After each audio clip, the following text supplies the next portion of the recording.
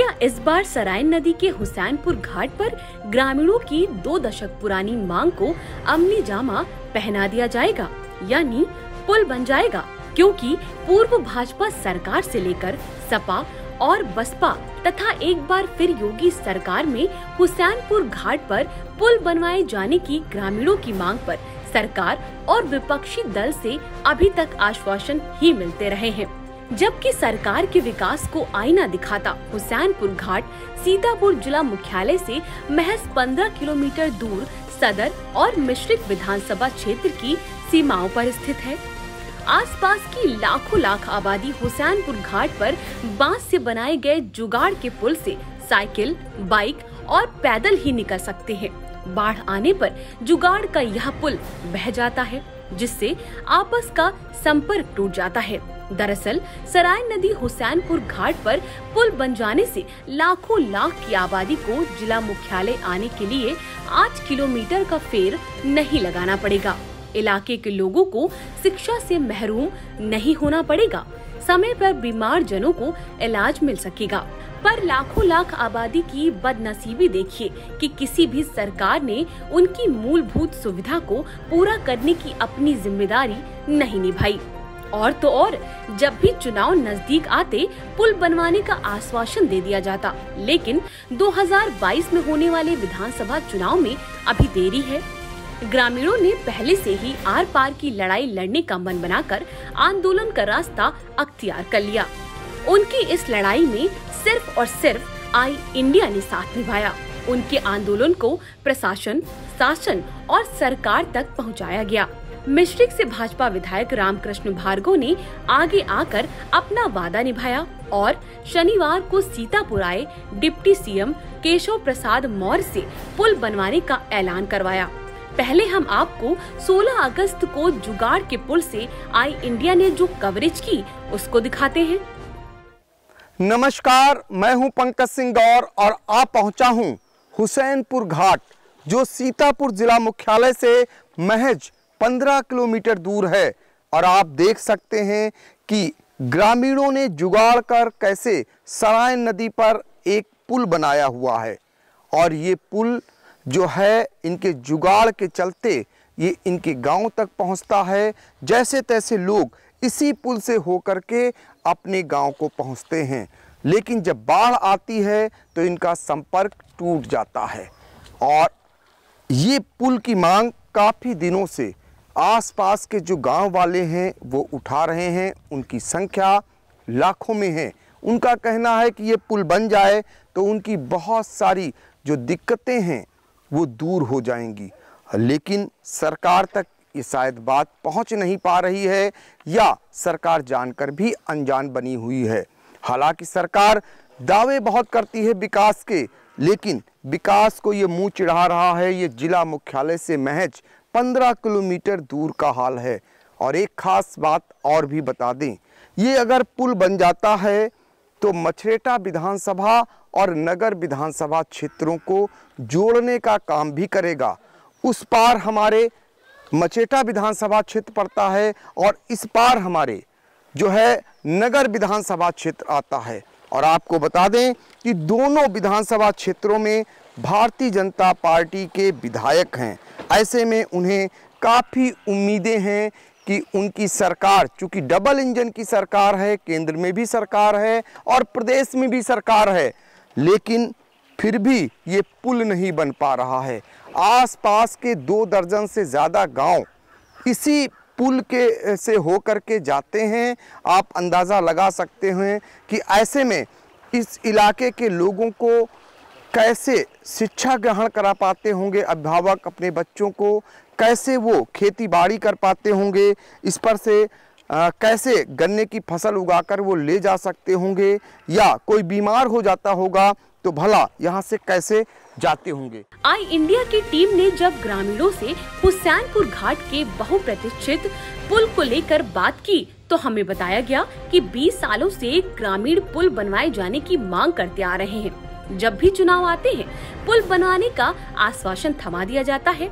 यही नहीं, नाम जोग तक कर ली जाती है और तो और गांव में चौपाल लगाकर प्रमुख सचिव के स्तर से एस्टीमेट बनाने का आदेश भी जारी कर दिया जाता है, लेकिन चुनाव होते ही सब कुछ भुला दिया जाता है। इस पुल के लिए ये सोचते हैं कि हमारा क्षेत्रीय विकास हो जाएगा, जो भी फसल हम लोग उगाते हैं उसको लाने ले जाने में जो कठिनाई होती है वो दूर हो जाएगी इस पुल।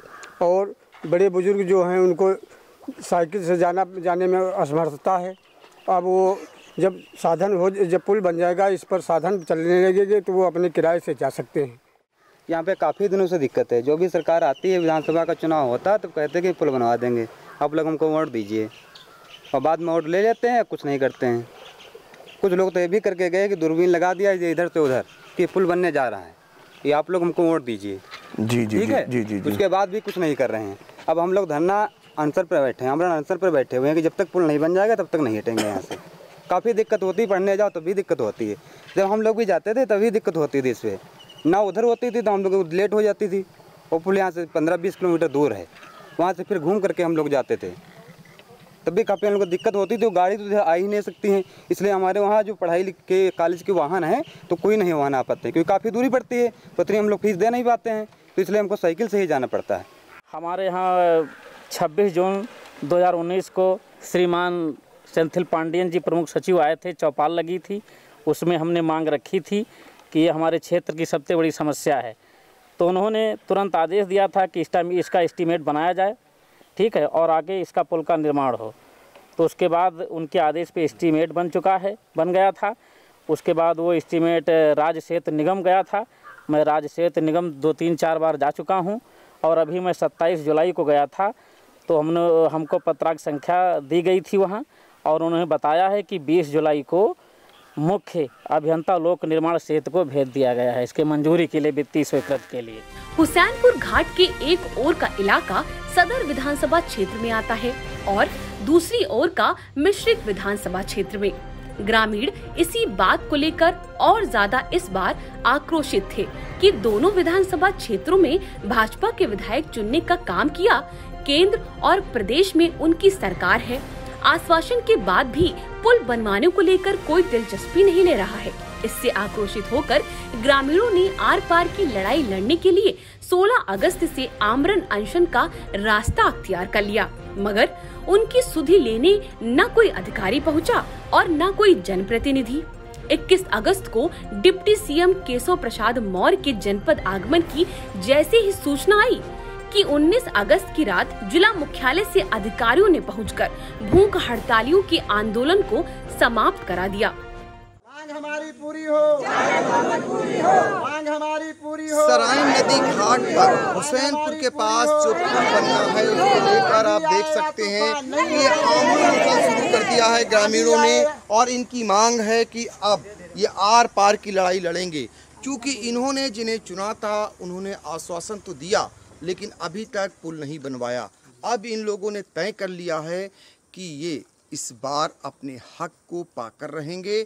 यही कारण है कि अब इन्होंने आमरण अनशन शुरू कर दिया है, और इनके समर्थन में आप देख सकते हैं कि आसपास के जो ग्रामीण हैं वो भी आ गए हैं। हालांकि अभी एक ही व्यक्ति ऐसे हैं जो आमरण अनशन पर बैठे हैं, जगमोहन प्रजापति जी। इसके अलावा इनके समर्थन में ये ग्रामीणों का हुजूम आ चुका है। और आपको बता दें, क्योंकि परेशानी इन ग्रामीणों की है, ये आसपास के कई गांव हैं, हजारों की आबादी है जिनके सामने इस पुल की समस्या है। कैसे इनके बच्चे स्कूल जाएं, कैसे ये खेतीबाड़ी करें, और बीमार होने पर कैसे ये पुल को पार करें, क्योंकि बाढ़ आने पर इनका संपर्क टूट जाता है। जबकि इस पुल के बन जाने से 2 विधानसभाओं का संपर्क आपस में जुड़ जाएगा।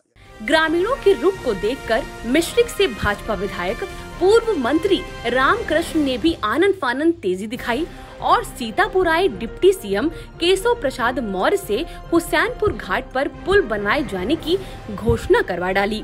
विधायक रामकृष्ण ने आई इंडिया को बताया कि वह 4 साल से लगे थे, उनकी मेहनत काम आई है। हम आज से नहीं, मैं 4 साल से लगा था इस पुल को बनवाने के लिए।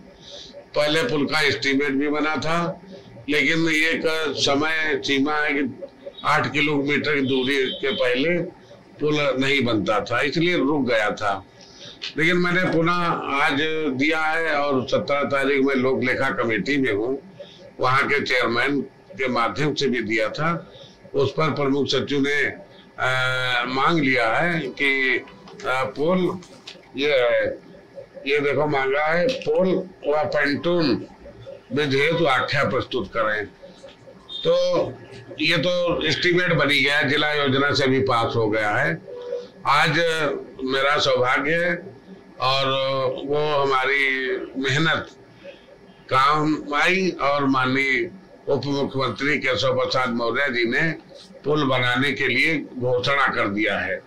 अब देखते हैं कि वो पुल अगर किसी कारण पर नहीं बन पाता है तो पेंटून ब्रिज बनेगा तुरंत। फिर हमारी इच्छा यही है कि पूरा पुल पूरी तरीके से बने। विधायक की सिफारिश पर बिना देरी किए मंच से डिप्टी सीएम केशव प्रसाद मौर्य ने न कि पुल बनाने की घोषणा कर डाली, बल्कि अधिकारियों को यह निर्देश भी दे डाला। मैं चैलेंज करके यहाँ खड़े मंच के माध्यम से जा रहा हूँ, हमारी सरकार के कार्यकाल में जितनी सरकारी नौकरियां मिली है, किसी जवान को 1 रुपया रिश्वत नहीं देनी पड़ी। लेकिन सपा बसपा की सरकारों के समय आप ईमानदारी से बताइएगा, ये समझिएगा, सोचिएगा, अगर आपके घर परिवार के किसी सदस्य को सरकारी नौकरी मिली है तो क्या बिना रिश्वत के उस समय मिल जाती थी क्या? लेकिन भारतीय जनता पार्टी छाती ठोक करके कहती है हमारी सरकार के माध्यम से जितनी भी नौकरियां दी गई है, 1 पाई का कोई भ्रष्टाचार नहीं कर सकता, और जिसने ऐसा करने का प्रयास किया है उसकी जगह जेल में होती है, उसको जेल में भेजने का काम किया गया। अब देखना यह होगा कि क्या इस बार विधायक का वादा, डिप्टी सीएम की घोषणा और ग्रामीणों की वर्षों पुरानी मांग पूरी हो पाती है।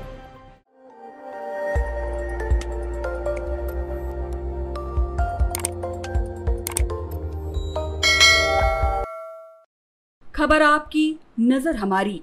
देखते रहिए आई इंडिया।